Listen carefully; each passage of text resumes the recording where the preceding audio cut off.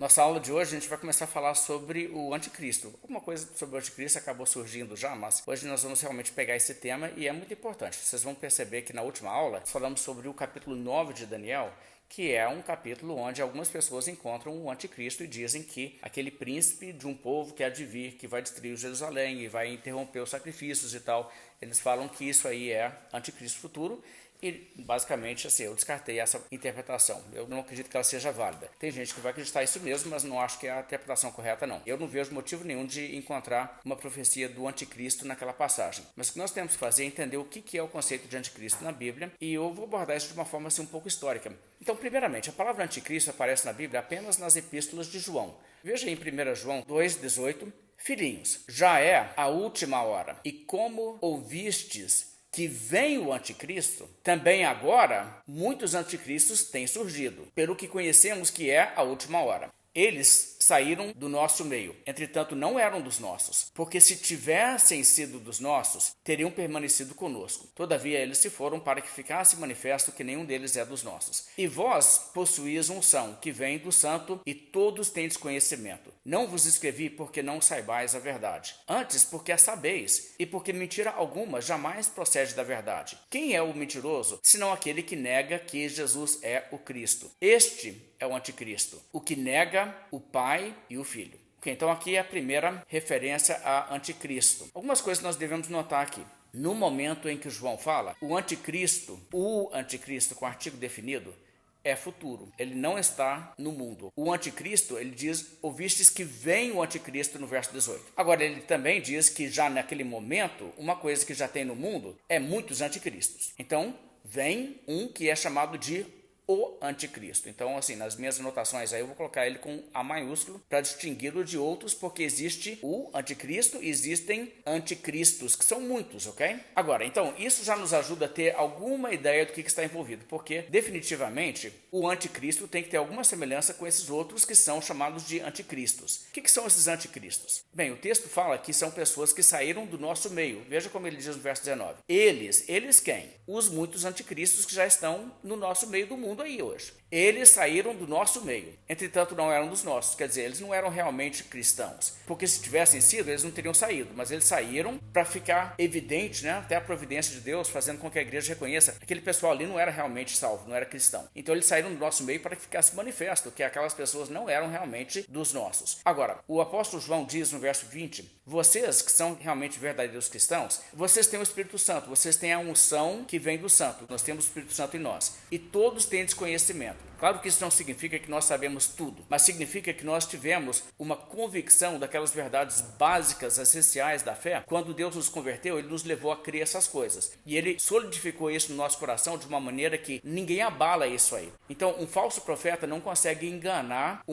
dos convertidos de Deus. Lembra que Jesus disse, as minhas ovelhas ouvem a minha voz, elas me seguem? Aí ele falou assim, jamais seguirão um estranho, porque não reconhecem a voz do estranho. Então, se uma pessoa estiver ensinando uma heresia, uma doutrina que é impossível de se crer daquela forma e ser realmente um cristão, o que vai acontecer é que um verdadeiro cristão vai identificar e dizer assim, não vou seguir essa doutrina não sigo esse mestre aí. Então isso é uma coisa que o Espírito Santo assegura, porque foi o Espírito Santo que nos levou a crer no Evangelho e também que nos ajuda a perceber isso. Então, o apóstolo João vai dizer que nós vencemos os falsos profetas porque é maior aquele que está em nós do que aquele que está no mundo. Ou seja, o Espírito Santo no coração do crente não permite que o crente seja enganado nesse sentido. Isso não quer dizer que o crente vai ter todo o conhecimento doutrinário. Não, eu acho que todo cristão acredita em doutrinas erradas. Não é possível, né? Alguém aí sabe tudo? Entende tudo na Bíblia? Agora, existem aquelas doutrinas que você pode estar totalmente erradas nela e ainda ser um salvo. Como essas doutrinas, tipo essas da escatologia que nós estamos olhando aqui. Por exemplo, se eu estou errado sobre o anticristo e outro cristão está certo, não quer dizer que eu sou um herege porque eu não entendi a doutrina do anticristo. E vice-versa. Se a minha compreensão do anticristo estiver correta, uma pessoa que tem uma opinião diferente do que a minha não é um herege por causa disso. Ou essa questão do arrebatamento pré-tribulacional. Essas são doutrinas que a gente assim, vai ter que estudar a Bíblia,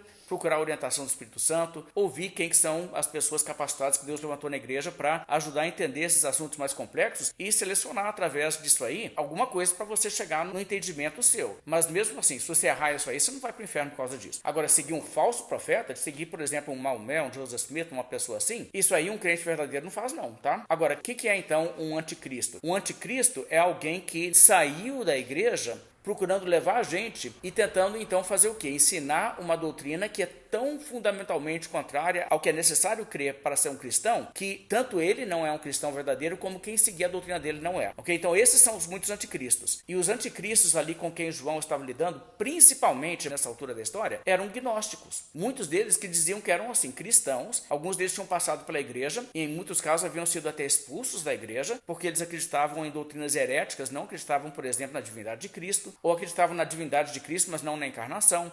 Coisas dessa natureza. Então, assim, muita doutrina falsa existia, e esses indivíduos, então, que foram separados da comunidade cristã ortodoxa, verdadeira, que acreditava no cristianismo bíblico, esses indivíduos, tentando induzir outros a seguir suas ideias, são chamados aqui de anticristos. Então, nessa altura, muitos anticristos já tinham surgido, muitos deles. E a profecia, então, é que vem o anticristo, que não veio ainda, quando João escreve. E João escreve isso aqui provavelmente lá para o final da década de 80, no primeiro século. No verso 22, ele diz: quem é mentiroso, senão aquele que nega que Jesus é o Cristo? Esse é o anticristo, o que nega o Pai e o Filho. Pessoas que assim têm essa doutrina, que negam Jesus, isso aí você pode saber que é anticristo. Ok, isso aparece novamente no capítulo 4, o verso 1 do capítulo 4 diz assim: amados, não deis crédito a qualquer espírito. E deixa-me dizer alguma coisa sobre isso, porque quando a Bíblia aqui fala espírito, é claro que não é um espírito que vai chegar e conversar com você, mas por trás dos ensinamentos existem espíritos. Lembra que Paulo falou doutrinas de demônios? Então, qual que é o espírito por trás daquele ensinamento? É o Espírito Santo? Ou é um espírito maligno? Então não sai dando crédito para qualquer doutrina, porque assim você está dando crédito a qualquer espírito. Porque o espírito de engano, o espírito de demônios, espíritos malignos, também está aí no mundo atuando para introduzir ensinamentos. Então existe aquilo que é de Deus, o Espírito Santo, e existe aquilo que não é. E você não pode dar crédito a qualquer espírito. Antes ele diz: provai os espíritos se procedem de Deus, porque muitos falsos profetas têm saído pelo mundo fora. Nisto reconheceis o Espírito de Deus, que é o que você quer seguir naturalmente. Todo espírito que confessa que Jesus Cristo veio em carne é de Deus. E todo espírito que não confessa a Jesus não procede de Deus. Pelo contrário, este é o espírito do anticristo, a respeito do qual tendes ouvido que vem e presentemente está no mundo. O apóstolo João, então, aqui fala: esse espírito do anticristo já está presentemente no mundo. Veja que ele diz isso: este é o espírito do anticristo, a respeito do qual tendes ouvido que vem e presentemente já está no mundo. Quem já está no mundo? O anticristo? Não, o espírito do anticristo. Vocês ouviram que tem um anticristo que vem? Pois então, o espírito do anticristo já está presente no mundo. O mesmo espírito que vai atuar no anticristo que ainda vem, quando João escreve, esse espírito já atua. E esse espírito desvirtua a fé cristã, produz essas heresias, tipo Jesus Cristo não veio em carne. Uma coisa que você pode fazer para reconhecer se é do Espírito de Deus ou não, o ensino que você está recebendo, ele diz: todo espírito que confessa que Jesus Cristo veio em carne é de Deus. Se o mestre religioso afirma a encarnação de Jesus, o verdadeiro Jesus, o Jesus divino, e ele afirma que Jesus Cristo é Deus em carne, então ele é de Deus. E, no entanto, não é verdade que, por exemplo, os Gálatas receberam aquela carta de Paulo dizendo que as pessoas que estão aí no meio, falando essas coisas, vocês têm que circuncidar e guardar a lei de Moisés para ser salvo, eles são pregadores de um falso evangelho? Agora, não havia na mensagem dos judaizantes que Paulo ali confronta uma negação de Jesus Cristo e da encarnação. Aquilo ali não era uma das doutrinas deles. Eles atacavam as essências da fé em outro ponto. Agora, todo grupo, todo mestre religioso que não confessa Jesus, esse aí não procede de Deus. Isso aí é um critério, mas existem outros também, claro. Existem outras doutrinas que constituem heresia, além dessa doutrina cristológica, essa doutrina sobre a natureza de Deus e Jesus Cristo ser Deus que veio em carne. Por exemplo, veja que Paulo disse em Tito, capítulo 1, verso 10. E aqui Paulo está escrevendo provavelmente década de 60, e nesse período aqui, o apóstolo Paulo não está lidando com gnósticos assim dessa maneira. O gnosticismo é muito incipiente nessa altura, tem já gnosticismo no cenário, mas o problema nessa altura ainda é quem? Os da circuncisão, que é aquela turma de judaizantes, os mesmos indivíduos que tentaram corromper as igrejas da Galácia. Esse movimento religioso. Veja em Tito, capítulo 1, verso 10, ele diz: porque existem muitos insubordinados, quer dizer, gente que não aceita a autoridade legítima de pessoas que Jesus Cristo colocou na igreja como apóstolos. Eles não aceitam a doutrina dos apóstolos. Eles se rebelam contra isso. Palradores frívolos e enganadores, especialmente os da incircuncisão. Quer dizer, não é só exclusivamente, mas a turma da circuncisão, nessa altura em que Paulo escreve, é a heresia número 1. É a salvação pela guarda da lei e salvação por obras. Verso 11 ele explica: é preciso fazê-los calar, porque andam pervertendo casas inteiras, ensinando o que não devem e por torpe ganância. A motivação deles é assim: se colocar na liderança e pegar dinheiro como líderes religiosos. Então essa turma, eles faziam isso, eles iam atrás de quem já era cristão e diziam: que bom que você é cristão, ô irmão, que bom. Aí chegava assim junto com a pessoa e aí começava tipo assim: mas você não guarda a lei de Moisés não? Você come carne de porco? Você não observa o sábado? Oh, aí entendi.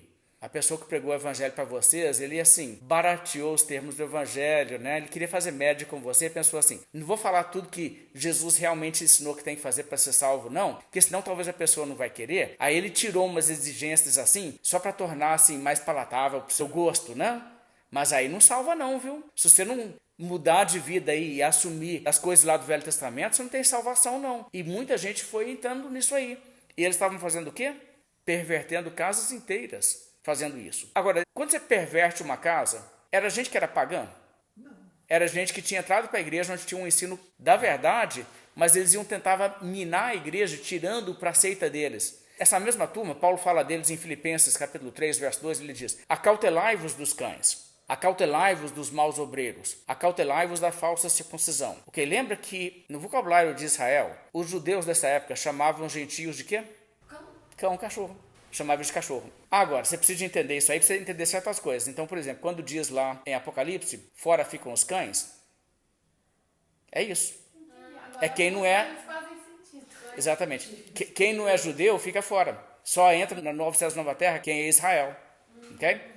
Então, assim, bem, de qualquer jeito, aqui o apóstolo Paulo diz: acautelai-vos dos cães. Agora, quem que ele está falando? Ele está falando dos judaizantes. Agora, é muito importante você entender. Os judaizantes eram o quê?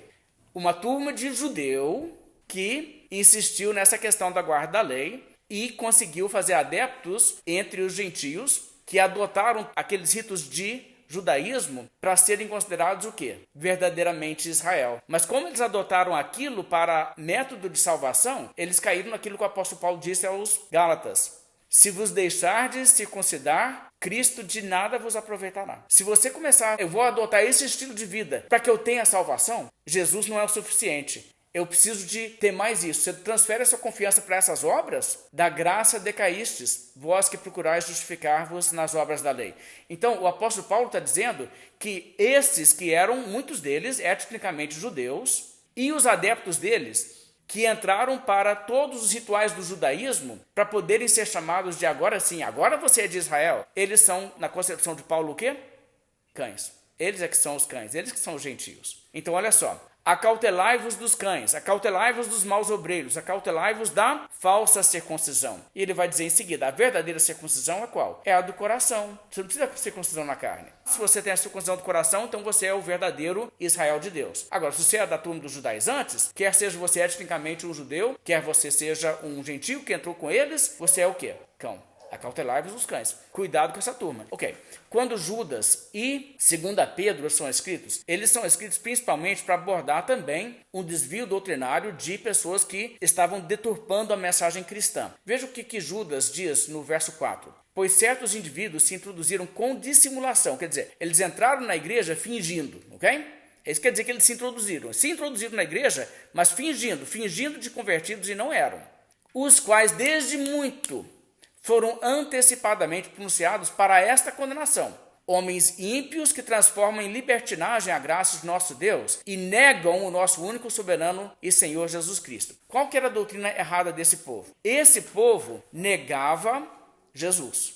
Então é bem possível que já haja aqui uma conexão também com aqueles gnósticos que negavam que Jesus Cristo é Deus. Tinha dois tipos de gnosticismo. Tinha gnósticos que falavam assim: a matéria é má, não tenha nada com a matéria.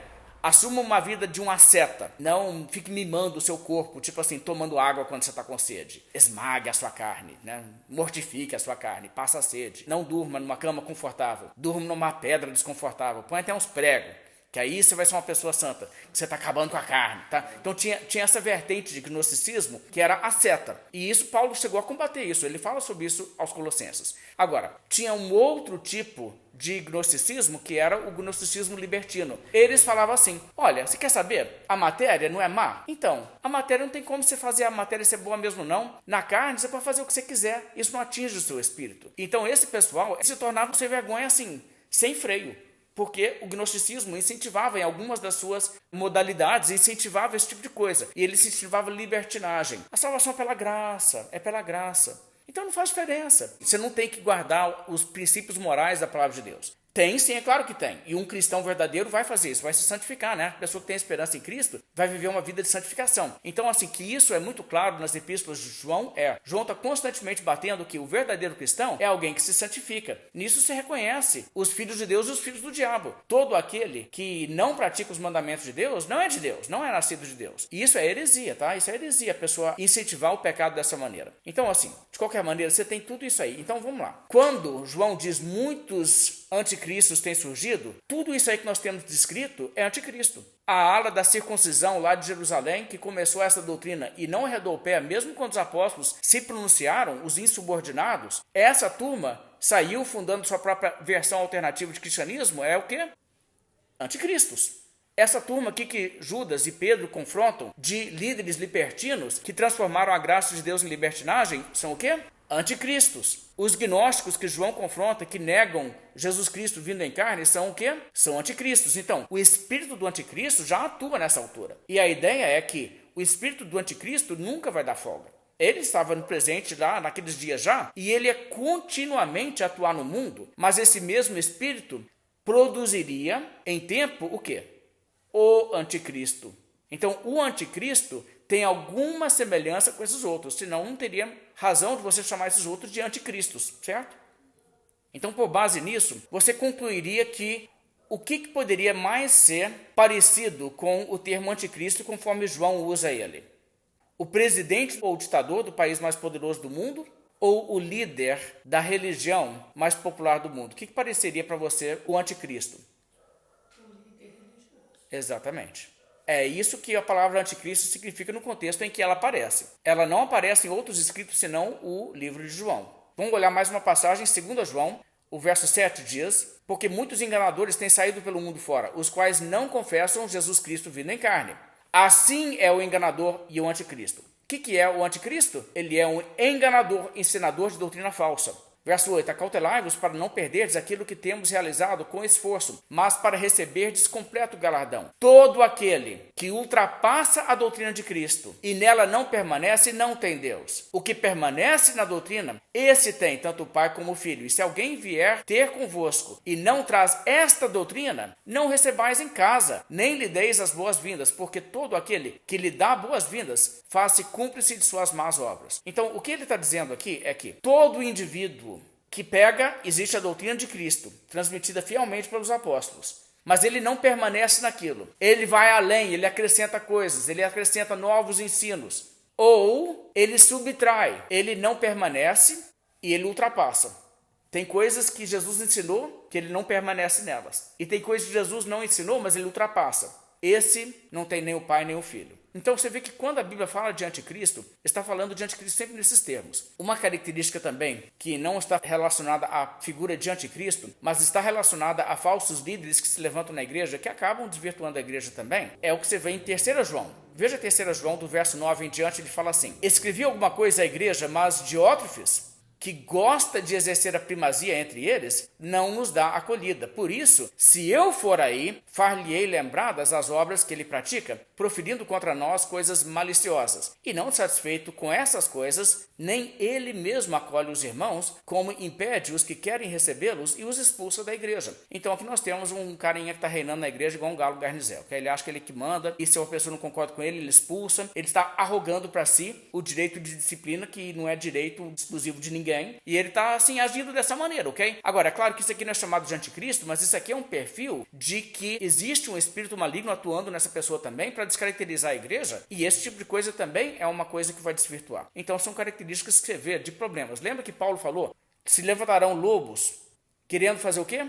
arrastar discípulos atrás deles. Então, isso também é característica de falso mestre que a gente também tem que identificar. Uma coisa que você pode ter certeza, você planta uma igreja em qualquer lugar no mundo, tipo aqui Paulo está falando com a liderança da igreja de Éfeso, você planta uma igreja, o tempo passando vai se levantar gente naquela igreja, ensinando coisas pervertidas para desviar a igreja, querendo fazer discípulos não de Jesus, mas fazer discípulos deles. Acontece em qualquer igreja, e a igreja tem que vigiar. Se a igreja vigiar, ela impede das pessoas criarem ali mesmo, a sua seita. Talvez a pessoa tenha que sair e fazer a sua seita em outro lugar. Mas, se bobear, ele faz a igreja cristã, que era bíblica, se tornar uma seita, porque ele assume uma posição de liderança, ninguém o expõe, ninguém o contesta, e ele então desvia aquele grupo inteiro. Então, assim, Paulo está dizendo, vocês não deixam. Aí, no caso, é o papel da liderança fazer o quê? Se for uma pessoa que começa a desviar da doutrina, uma pessoa que, na verdade, está tentando fazer discípulos de si, então vocês põem ele para correr. Era o certo de fazer. Vira exatamente o que aconteceu lá que João descreve. Saíram do nosso meio, não eram dos nossos, mas saíram do nosso meio. E aí que fizeram?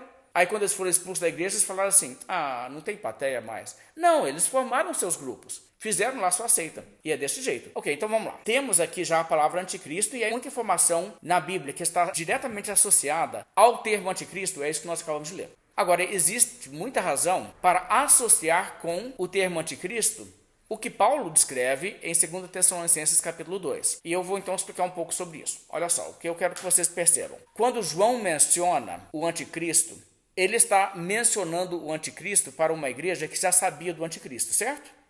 Isso não foi uma revelação que foi dada pela primeira vez quando João escreveu o 1 João. Ele diz, ouvistes que vem o anticristo. Ou seja, então já tem um bom tempo que a igreja já sabia dessa questão. Havia uma profecia que vem o anticristo, todo mundo estava sabendo. Até a altura em que João escreve, até aquela altura o anticristo não tinha chegado. Mas a igreja estava, atenta ao fato que havia uma profecia já dada de que viria o anticristo. Bem, tem alguma outra parte da Bíblia que poderia ajudar a entender isso aí? Ou assim, essa profecia não ficou registrada e João só faz menção de uma profecia que foi pronunciada oralmente por algum profeta ou apóstolo do Novo Testamento. Eu creio que existe sim registro na Bíblia disso. Ok, vamos entender uma coisa aqui. Nós estamos lendo epístolas que foram escritas para pessoas que os escritores humanos presumiam que eles já tinham um certo conhecimento, porque eles frequentavam a igreja daquela época. Então, quando João escreve a primeira epístola, ele diz, vocês sabem que vem o anticristo, não sabe? O pessoal, sim, beleza, a gente está sabendo. Bem, ele sabia que essas pessoas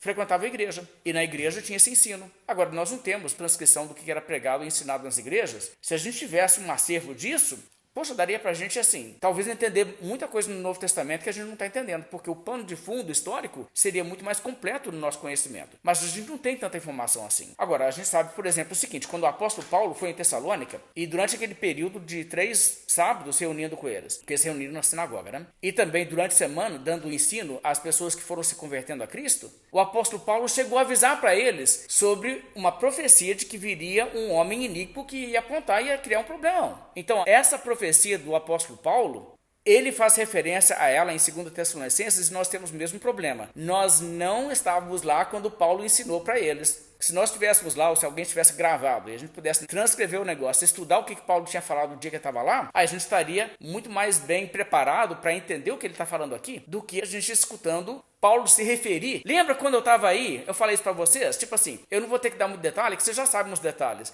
E nós estamos aqui e falamos assim, não, eu não lembro não, como é que eu vou fazer?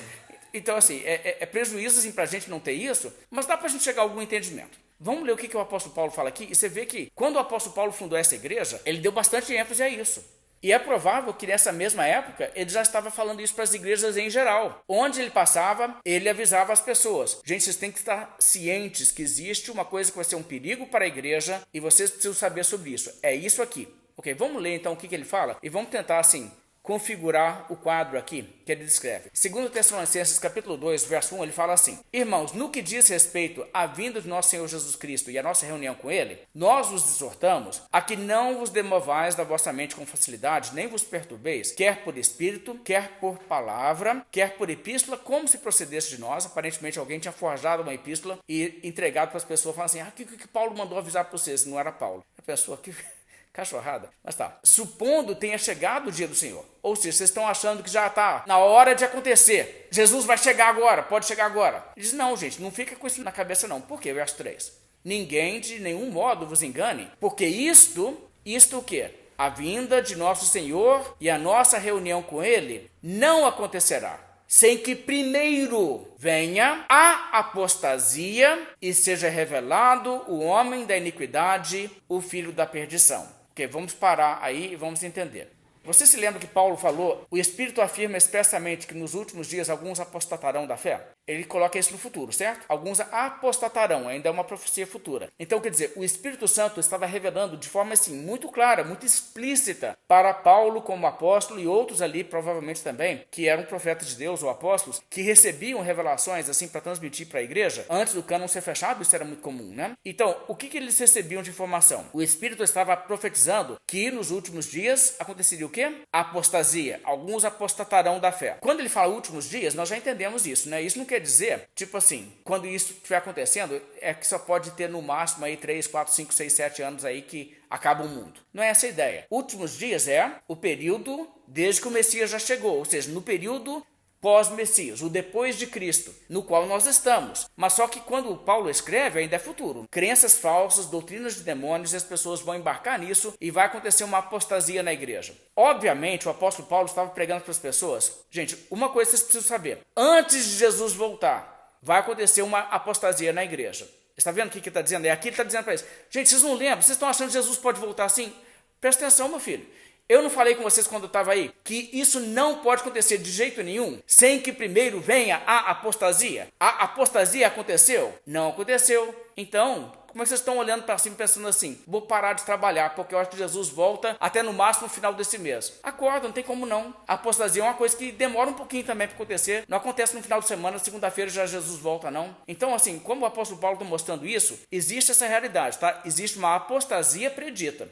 Agora, veja só então o que é importante entender. Isso a Bíblia está então dizendo para os cristãos daquela época. Vai surgir uma espécie de falso cristianismo que vai ser muito forte. Não vai ser um ou outro, igual aconteceu anticristo levou uma opção de gente para lá, mas eles são a minoria e a igreja bíblica cristã ortodoxa é o que você vê como o carro-chefe em termos do que é chamado cristianismo no mundo. Não, gente. Vai haver uma apostasia de forma que vai haver uma debandada grande. Então fique esperto, não siga doutrinas novas que aparecerem por aí, porque vai haver doutrina de demônio penetrando a igreja. Em conjunto com esta apostasia, você sabe o que vai ter? Um indivíduo, o homem da iniquidade. O homem da iniquidade está associado a essa apostasia. E ele é revelado nesse contexto. Ou seja, por enquanto ele não está presente. Agora, isso aqui não faz assim muito semelhança com o que João está dizendo? Vem o anticristo? Gente, isso aqui faz muito sentido ser a mesma coisa. Vamos ler mais, vamos ver se isso aqui vai continuando a condizer. Verso 4. O qual, esse filho da perdição, o homem da iniquidade, o qual se opõe e se levanta contra tudo que se chama Deus ou é objeto de culto, a ponto de assentar-se no santuário de Deus, ostentando-se como se fosse o próprio Deus. Okay, então, esse indivíduo, informações agora que nós temos sobre ele. Esse homem da iniquidade é um cara que vai querer o culto de Deus para ele. Ele vai querer roubar o culto de Deus. Ele vai querer se colocar no lugar, sabe de quem? De Jesus. Ele vai se colocar no santuário de Deus, se ostentando como se ele fosse o próprio Deus. Se uma pessoa se coloca no lugar de Cristo para dizer, aqui, eu estou no lugar de Cristo, esse cara seria um anticristo? Definitivamente. O que significa a palavra anticristo? Alguém que se coloca no lugar de Cristo. Então, tá vendo como que essa descrição dele aqui? Alguém que se ostenta no santuário de Deus como se fosse o próprio Deus? Um detalhe, é claro que algumas interpretações disso vão dizer que o santuário de Deus é o templo lá em Israel. Eu não acho que é isso não. Porque nos escritos de Paulo, toda vez que Paulo fala santuário de Deus, ele está falando do quê? Da igreja. A igreja que é o santuário de Deus. Esse cara vai se sustentar dentro da igreja como se ele fosse Deus. Então assim, existem essas duas linhas de interpretação. Depois a gente vai dissecar isso aqui um pouco mais e olhar assim, eu vou dar algumas citações para vocês entenderem como que as pessoas argumentam por um lado e outro, não hoje. Ok, mas o verso 5 diz assim: não vos recordais de que, ainda convosco, eu costumava dizer-vos essas coisas? Gente, como eu poderia falar que sim?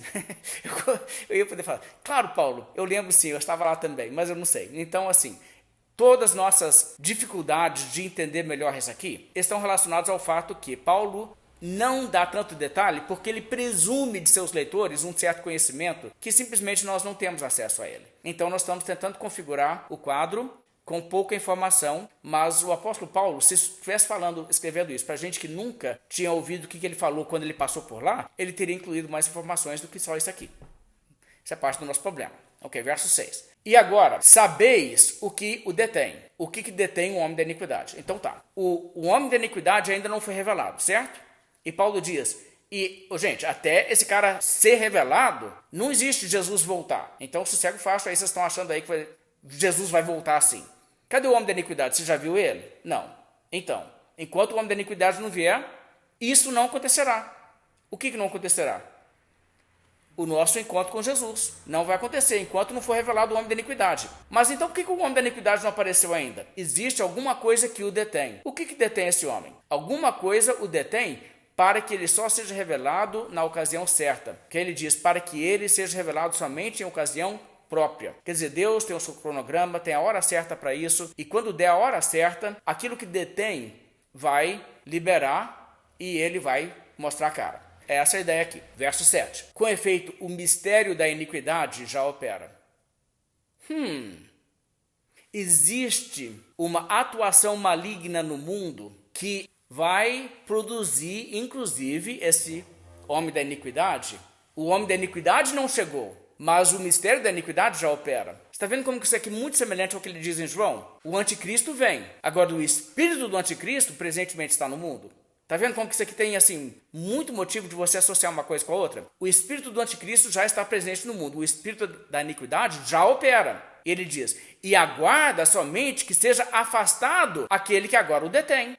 Aí ele explica o verso 8. Então será de fato revelado o iníquo, a quem o Senhor Jesus matará com o sopro de sua boca e o destruirá pela manifestação da sua vinda. Ora, o aparecimento do iníquo, a revelação desse iníquo é, segundo a eficácia de Satanás, com todo o poder e sinais e prodígios da mentira, e com todo o engano de injustiça aos que perecem, porque não acolheram o amor da verdade para serem salvos. E é por esse motivo, pois, que Deus lhes manda a operação do erro, para darem crédito à mentira, a fim de serem julgados todos quantos não deram crédito à verdade. Antes, pelo contrário, deleitaram-se com a injustiça. Então, essa aqui é a seção que fala sobre o homem da iniquidade. E eu vou argumentar que esse aqui é o anticristo. Eu vou argumentar que o que acontece lá em 1 João é que João está dizendo, vocês sabem que vem o anticristo, ele está fazendo referência a essa profecia, que já tem menção inclusive na escritura no cânon. Mas isso era ensinado nas igrejas. Isso era ensinado verbalmente nas pregações. Porque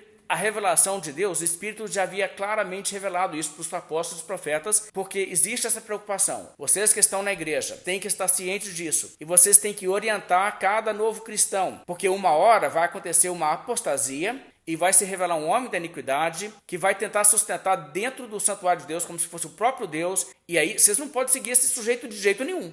Não pode seguir esse sujeito. Então vocês têm que estar avisados disso. Então o apóstolo João está mais tarde, tipo assim, duas décadas e pouco mais tarde, dizendo, ouvistes que vem o anticristo. O espírito do anticristo já opera, mas o anticristo ainda é futuro. Agora o anticristo já tem a opção deles, mas o anticristo propriamente ainda não chegou. Então assim, é isso que eu vejo acontecendo aqui, tá? Eu vejo relação entre esses dois textos. Bem, uma coisa que você nota que é importante observar. Esse anticristo, esse homem da iniquidade, estará no planeta quando Jesus voltar na segunda vinda? Como que a gente sabe isso? Ok? Então o que está dizendo isso aí? Esse iníquo, o homem da iniquidade que nós estamos escrevendo, o que vai acontecer com ele? O Senhor Jesus matará com o sopro de sua boca pela manifestação da sua vinda. Não é verdade? Quando Jesus vier, o anticristo já terá que ter se revelado, porque quando Jesus se manifestar no céu, uma coisa que ele vai fazer é o quê? Matar esse cara. Entendeu? Isso é um detalhe importante, certo? Ok.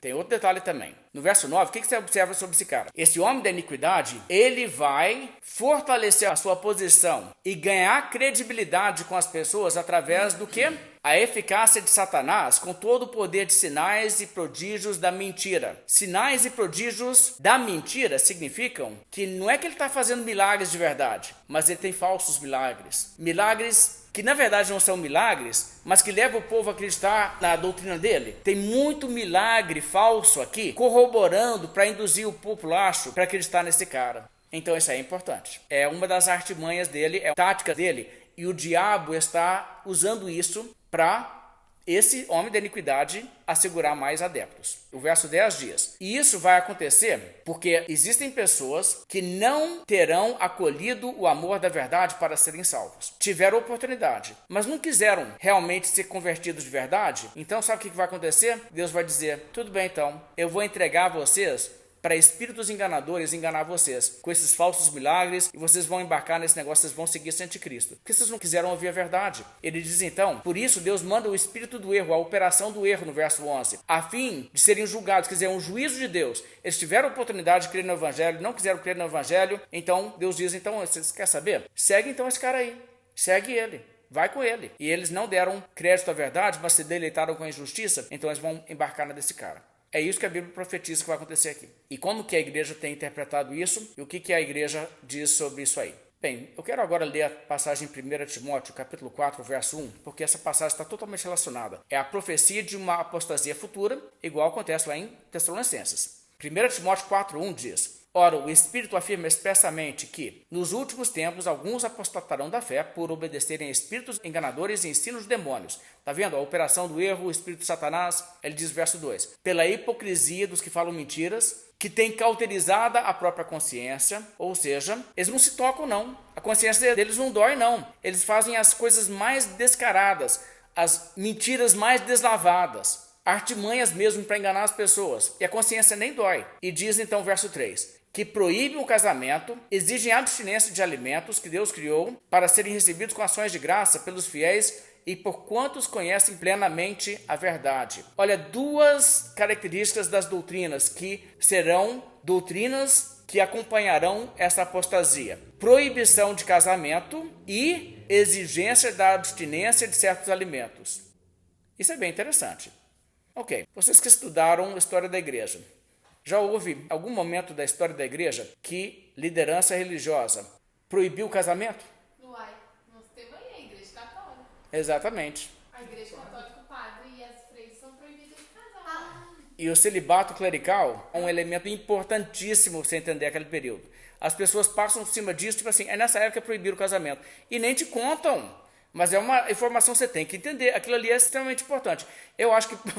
Bem, sabe por que eu acho que esse assunto é confuso hoje para as pessoas? Porque as pessoas não conhecem a história da igreja. Senão o pessoal matava essa charada aqui.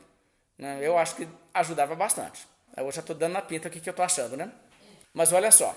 Aqui nós temos uma coisa que eles vão fazer. Liderança hipócrita, que fala mentira, que tem a consciência endurecida, vai entrar com proibição de casamento. Não é que eles vão proibir todo casamento no mundo, mas eles vão proibir casamento. E eles vão exigir abstinência de certos alimentos. Já teve isso na história da igreja? Tem até hoje. Não tem certas comidas, não pode comer certos dias que é para jejuar. Então, tem isso no Novo Testamento? Não tem. Tá? Essas coisas são especificamente associadas à apostasia que está sendo predita que viria. Ok, então agora vamos lá. Nesse tempo em que o Novo Testamento foi escrito, claramente isso não havia se cumprido. Agora, de lá para cá já passou muita água debaixo da ponte. O que nós temos que falar agora é o seguinte: isso já aconteceu? Ok, vamos entender um pouco agora do que aconteceu posteriormente na história da igreja. De lá para cá, nos primeiros séculos propriamente, todos os escritores cristãos olhavam para o futuro dizendo: nós ainda não vemos o anticristo, ele ainda não chegou, nem essa apostasia ainda aconteceu não, ainda é uma coisa futura. Então a igreja primitiva era toda futurista, porque realmente para eles nada tinha acontecido que era compatível com isso aqui. E eu diria que qualquer interpretação preterista do homem da iniquidade de 2 Tessalonicenses 2, que diz: esse homem da iniquidade já veio, já foi e não está mais por aí, ela não é possível, porque esse homem da iniquidade tem que estar presente quando Jesus voltar. Como Jesus vai matar ele com o sopro da sua boca, se quando ele chegar, ele vai ter que ressuscitar ele, na verdade, porque, na verdade, ele já morreu, entendeu? Então, assim, nós temos outra situação aqui. Agora, as pessoas naquela época foram fazendo muita especulação, sabe, sobre o anticristo. Pessoas não tinham todos uma só ideia. No início, você vê que os primeiros escritores a fazer referência ao anticristo tinham sempre essa mesma ênfase. Anticristo é um falso líder religioso que vai se passar por um líder cristão, mas vai introduzir heresias na igreja. É isso que é o anticristo. Quando você assim lê, por exemplo, Irineu claramente associa o anticristo com o homem da iniquidade. Mas ele faz umas outras associações também. Ele começa a achar que o anticristo vai ser, na verdade, um judeu que vai reconstruir um templo lá em Jerusalém do judaísmo. No tempo lá em que Irineu escreveu, é claro que havia ainda muito praticante do judaísmo concorrendo com os cristãos no sentido de tentando dizer, não, eles não entenderam o Velho Testamento, não, eles não chamavam de Velho Testamento, mas o que nós chamamos de Velho Testamento, os judeus acusavam da gente estar distorcendo, de não ser aquele sentido, que o Messias ainda está por vir, aquela coisa toda. Então havia essa rivalidade em termos de os dois tentarem desacreditar a posição do outro nessa época. Então nisso, os judeus tinham sim sonhos de voltar para Israel e reconstruir o templo e voltar a todo aquele programa. Então o que Irineu diz? Ele acha que vai ser um cara que vai conseguir fazer isso. Mas isso até hoje pelo menos não se cumpriu. Mas você sabe que assim, muitos futuristas em relação a essa ideia do anticristo vão acreditar que realmente o anticristo vai ter um templo lá em Jerusalém. Então essa é uma tese que está viva e forte hoje, tá? Ok, mas uma coisa que você vai notar é que as pessoas lá da igreja primitiva tinham uma tese, uma interpretação, que é basicamente a única interpretação que você encontra nessa altura, sobre o que é o poder que detinha. Lembra que Paulo falou assim, sobre o homem da iniquidade? Ele diz que existe uma coisa que detém, para que ele não seja manifesto antes da hora. Ele diz, estão aguardando que seja afastado aquele que agora o detém. O que a igreja primitiva entendeu disso? A igreja primitiva entendeu que era assim. Hoje, o Império Romano, com a sua estrutura de poder, mantém as coisas de uma maneira que não tem espaço para o anticristo se manifestar. Mas o Império Romano, quando não estiver mais presente, quando ele assim perder sua força, dos escombros disso aí se levantará o anticristo. Essa era a interpretação deles. Eles entendiam que a ordem lá que os romanos mantinham não dava espaço para esse cara. Mas quando isso saísse de cena, teria então a brecha que ele precisa. E aí, o que aconteceu historicamente? Bem, historicamente, o que aconteceu foi que o Império Romano passou por suas mudanças. A capital foi mudada de Roma para Constantinopla. A sede mesmo se tornou Constantinopla. O cara, que era a figura líder político em Roma, tinha um certo poder, mas até o poder dele foi definhando. E chegou num certo momento em que claramente, quem é que se tornou a figura mais poderosa na cidade de Roma? O bispo de Roma. E o bispo de Roma começou a ter, assim, uma influência muito grande sobre a cidade. E começa a se tornar até quase como uma espécie de líder político, porque com o casamento de igreja e Estado, o que você tem? O bispo é um funcionário público muito bem pago e com bastante autoridade. Inclusive, se o bispo te excomungasse, você não podia nem exercer nenhum cargo público, nem ter uma regência de nada no governo. Você tinha que estar de paz com a igreja estatal ou você não poderia funcionar dentro do Estado. Não era isso que acontecia. Então, naquele contexto, surgiu aquela situação onde, dentro da igreja cristã, você tinha antes só presbíteros, né? A liderança era só pastores. E aí começou aquela distinção entre bispos acima de pastores. Isso começa já no segundo século, a gente vê isso acontecendo. Demorou não. Mas depois de Concílio de Nicéia, você começa a ter, acima do bispo de cada cidade, um bispo acima dele, que é um bispo regional. Então você tem aquelas cidades como Roma, Constantinopla, Alexandria, Jerusalém e Antioquia, na Síria, que são cidades que têm a sua jurisdição e todos os territórios da igreja estatal do Império Romano, da Igreja Católica Romana, estavam divididas debaixo da jurisdição de 5 superbispos. E eles começam a chamar esses homens de papas. Todos eles, não só um deles, tá? Mas então você tem uma boa parte do mundo onde as igrejas estão todas subordinadas ao Papa, o Patriarca de Alexandria, na África. Uma outra turma debaixo do homem de Jerusalém. Um outro debaixo do homem lá na Síria, Antioquia. E um outro lá em Constantinopla, na Turquia. E um outro lá em Roma, na Itália. E esses homens estão, de certa forma, começando a disputar entre si quem é mais importante. E começa a ser uma questão de eu vou me tornar mais influente do que os outros que são os coiguais comigo.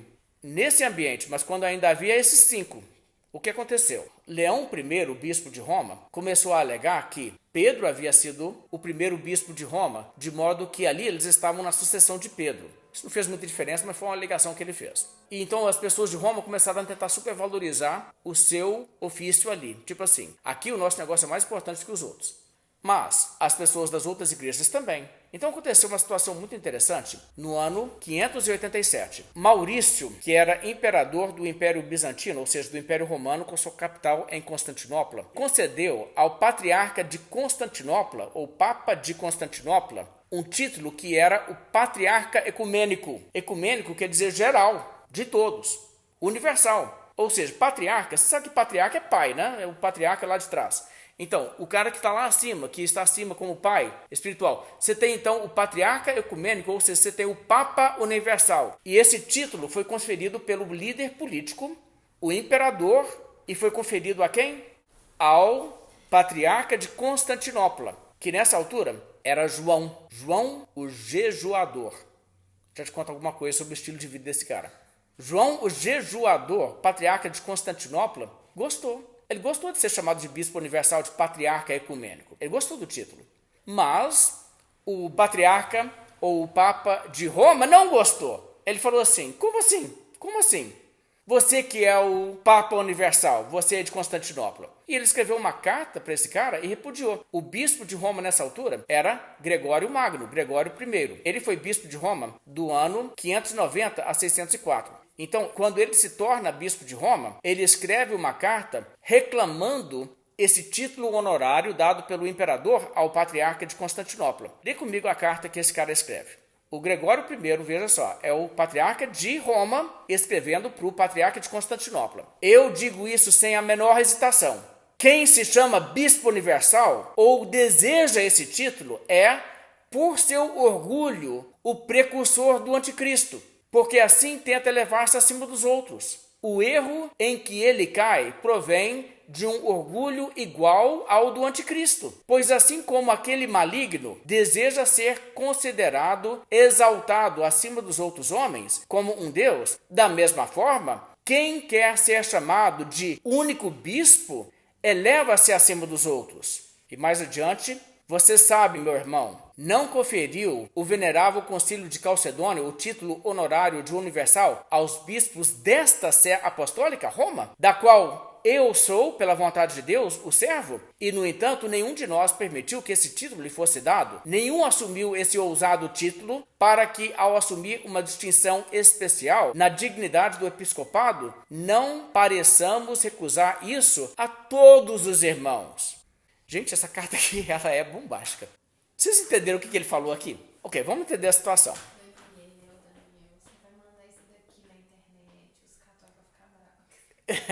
Vai ficar mesmo.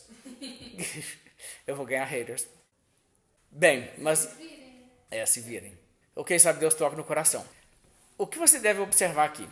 Quando o Gregório Magno se torna bispo de Roma, Gregório Magno não era uma pessoa de fé evangélica não, tá? Ele acreditava em salvação por obras, tinha vários desvios, mas ele era um homem de bastante integridade moral. Ele queria ser um bom cristão, ele era uma pessoa assim que tinha conceito de salvação por obras e tudo, mas ele era uma pessoa que tentava ser muito correto. Agora sim, ele via a posição dele como tipo assim, não, eu sou um coigual com 5. Então, isso que está rolando lá em Constantinopla está errado. O que o imperador fez lá está errado. E o bispo de lá, aceitando, está errado. Então, ele escreve uma carta para ele e ele fala assim, cara, você sabe o que você é? Você está entrando na de ser o anticristo. Porque um cara que faz isso aí é precursor do anticristo. Ou seja, basicamente, se isso aí se consolidar, a sua sé é a sé universal, é a sede universal, o que vai acontecer é que vocês aí vão virar os anticristos. Anticristo vai ser um bispo que diz, eu que mando nessa coisa toda. Eu sou o bispo universal. Olha bem o que você está fazendo aí, aceitando esse título. E aí ele fala uma coisa que é super interessante historicamente. Ele fala assim, aqui, deixa eu te lembrar de um detalhe histórico. O concílio de Calcedônia concedeu à sede apostólica em Roma o título honorário, não aquele título oficial, tipo assim, você tem um diploma honorário, você não cursou, mas você, né, te dá um diploma, tipo assim, é como se fosse. Então, nós recebemos aqui em Roma um título honorário de bispo universal. Isso aconteceu quando? No concílio de Calcedônia. Aí ele diz, só que, você acha que alguém aqui foi doido de fazer um negócio desse, de assumir isso? Nunca aconteceu. Nenhum bispo de Roma até hoje aceitou que se aplicasse a ele o título de bispo universal. Gente, e Pedro supostamente foi o primeiro papa, né? Você vê que ninguém naquela época acreditava isso. Nem o próprio bispo de Roma, nenhum bispo de Roma até aquela altura, jamais teve a pretensão de dizer, aqui eu que sou o bispo universal. Não tinha isso. Incrível isso. Bem, o que aconteceu? O de Constantinopla não gostou. Você acha que ele baixou a bola? Ele não afinou, não. Bem, Gregório morreu no ano 604. E você sabe o que aconteceu em seguida? O novo bispo de Roma, sabendo dessa contestação lá de Constantinopla, de que lá eles eram o bispo universal, ele falou assim, bispo universal é aqui. E a partir daquele para frente em Roma, o bispo de Roma insistiu e bateu o pé que ele era o bispo universal da igreja. Agora, o que aconteceu depois de lá? O pessoal lá de Constantinopla não aceitou essa ideia e disse, de jeito nenhum, vocês têm a sua jurisdição e nós temos a nossa e vocês não mandam na nossa área e pronto. E continua sendo assim por um bom tempo. Aí surgiu o Islã e o Islã chegou e conquistou Alexandria, Jerusalém e Antioquia. E essas 3 cidades continuaram a ter bispos até, mas subordinados a um governo muçulmano, e a igreja definhou, a igreja foi essencialmente liquidada nessas regiões, sobrou só um tiquinho de cristão, de modo que essas cidades perderam toda a sua jurisdição, não tinha domínio nenhum, muito menos domínio político. E aí só sobraram 2, certo? Sobraram o de Constantinopla e o de Roma. O que aconteceu nesse período da história? O de Roma, que era o único que existia no Ocidente, viu as suas fronteiras só crescerem, porque o cristianismo se expandiu pela Europa mais e mais ao norte e foi dominando mais e mais regiões, e essas regiões todas foram convencidas a serem subordinadas a Roma. Então os domínios de Roma cresceram e os domínios de Constantinopla, com o Islã na cola deles, só diminuíram. O Islã, naquele vai e vem, toma terra, perde terra, toma terra, perde terra, eventualmente foi só aproximando até que Constantinopla ficou quase que sitiada por islamismo em volta. E nessas circunstâncias, vocês vão lembrar, não demorou muito que as tensões foram tais que eles excomungaram um ao outro por essa ideia de que você não tem uma região não. E basicamente o que aconteceu é que ficou aquela ideia de que existe uma religião inteira no mundo que só tem um líder, é o bispo de Roma, o Papa Romano. Ok, então, isso aí é uma coisa histórica. Agora, deixa eu só dizer uma coisa aqui. Quando essa situação desenvolveu e os bispos de Roma estavam insistindo que eles eram os senhores absolutos da igreja, que eles eram vigários de Cristo, ou seja, como Jesus não está na terra, Jesus é o cabeça da igreja, não é? Mas ele está aqui, você está vendo ele? Então, na ausência dele, eu sou o vice dele, então eu sou o presidente em exercício na ausência dele. Eu sou o vigário de Cristo. Ou seja, eu estou no lugar de Cristo. Qual que é a palavra para isso? Anticristo. Então, com esse desenvolvimento histórico, as pessoas insistiram mais e mais que o anticristo já apareceu no cenário. Já temos o anticristo. O anticristo, quer ver o anticristo? Olha lá. O bispo de Roma, com essas pretensões de ser Papa universal. Isso aí é o anticristo predito. E muita coisa encaixa. Sinais de prodígio da mentira para convencer as pessoas do poder dele surgiu. O uso dessas ideias todas aí de o Império Romano sucumbir e do vácuo de poder surgir essa nova figura de liderança. Muita coisa as pessoas disseram, isso aqui tudo para mim faz sentido. E não ficou muito para trás, logo vim proibição de casamento, certos alimentos, não pode comer certas datas, aquela coisa toda. Deixa eu ler para vocês as palavras do Henry West. Isso aqui é um livro que fala sobre história cristã. Henry West diz o seguinte, lá sobre o período de Gregório e do João Jejuador. Nessa altura, ele, no caso Gregório, parece ter ganho um apoiante, se não para o seu protesto, pelo menos para a sua dignidade de sua própria sé em Eulógio de Alexandria, a quem ele tinha antes abordado sem resultado. Mais adiante, mas quando Eulógio, numa segunda carta, denominou o bispo de Roma Papa Universal, Gregório veementemente rejeitou tal título, dizendo: se você dá mais a mim do que me é devido, você rouba a si mesmo do que é devido a você. Não pode redundar em minha honra o que redunda em desonra de meus irmãos. Se você me chama Papa Universal, você desse modo confessa não ser nenhum Papa. Que nenhum desses títulos sejam mencionados ou ouvidos entre nós. Eu coloco isso aqui porque isso aqui é bem interessante. Tem pessoas que pegam coisas lá e dizem assim, mas olha aqui, um cristão do 4º século. Ele escreveu para o bispo de Roma e chamou ele de Papa. Sim, se ele tivesse escrito para o bispo de Alexandria, tinha chamado ele de Papa também. Não tinha ideia de que a igreja tem um papa. Todos eram papas. Todos esses 5, desde Nicéia. Então, o que você deve entender é que esse homem aqui, que era o papa de Alexandria, vendo essa disputa, o de Constantinopla falando que é o papa universal, e o de Roma contestando que não é, ele falou assim, eu prefiro o de Roma. Escreveu então uma carta para o de Roma dizendo, para mim, cara, você que é o bispo universal, você que é o papa universal. E o que foi a resposta do bispo de Roma? Diz, como é que você faz um negócio desses? Não pode falar isso não. Ele veementemente rejeitou. Vocês viram as palavras dele? Você não pode fazer isso não, porque se você me chama de Papa Universal, em falar isso, você está dizendo que você não é um Papa. Eu sou tanto Papa quanto você. Você não é bispo de Alexandria? Então, você é Papa, o de Jerusalém é Papa, o de Antioquia é Papa, o de Constantinopla é Papa e eu sou Papa. Somos 5. Entendeu como que era a mentalidade naquela altura? Mas você está vendo como que isso de lá para cá mudou? Isso aqui é bem revelador. Agora, como eu disse, o Gregório hoje olharia, se ele pudesse ver o futuro, ele diria, cara, vai ser daqui que vai ser anticristo. Porque ele viria definitivamente, Papa Católico hoje, como o cumprimento do anticristo. Gregório viria assim. Tá? Então, assim, ele reviraria no túmulo você falar que ele foi um Papa. Nesse sentido. Bem, ok, eu preciso de parar, nosso horário já terminou, mas eu quero só dizer simplesmente o seguinte. Da Idade Média para frente, ali quando começaram todos esses abusos, especialmente quando Inocêncio III impõe Inquisição e começa a se endeusar claramente dentro da igreja. Depois eu vou dar detalhes de como isso aconteceu historicamente. Todos os indivíduos, pela história, que você pode pegar e dizer, aqui ó, esse no período medieval era um evangélico. Ele tinha certeza de que o anticristo já tinha vindo. E ele identificava o anticristo como o Papa. Todos eles. Então se você pega, por exemplo, os valdenses chamavam o Papa católico do anticristo. Pessoas como o John Wycliffe, que era um padre católico, parte do clero católico, mas chegou a entender as questões do evangelho e começou a rebelar contra aquilo, disse, não, o povo tem que ter acesso à escritura para ler a escritura. E, inclusive, era evangélico na sua doutrina, ele era o que seria um protestante.